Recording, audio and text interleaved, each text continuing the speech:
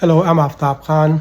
In our series of discussing the key terms and concepts in supply chain management, today let's take a look at the make or buy decision, meaning that you decide whether to make a product or a part of it, like a sub-assembly or component, within your own plant in-house, or buy it, outsource it, or have it made at one of your contractual third-party manufacturers or contract manufacturing organizations, CMOs in general. So the factors that go into this decision-making are biggest of all. The two most common factors are the capacity. If you're running out of capacity in your own plant, and then you want to, before you add capacity, capacity comes in big chunks. You buy a machine, hire more employees, so it's not very incremental.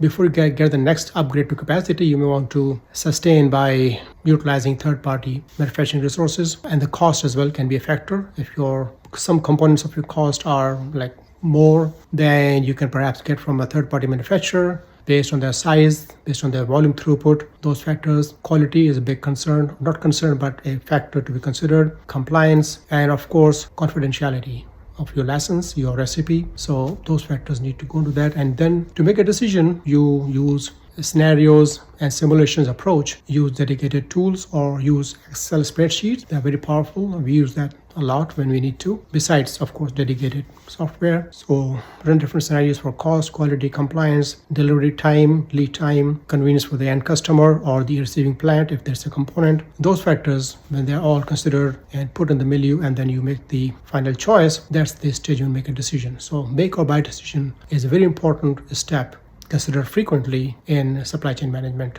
So much for today. Stay tuned for more. Thank you.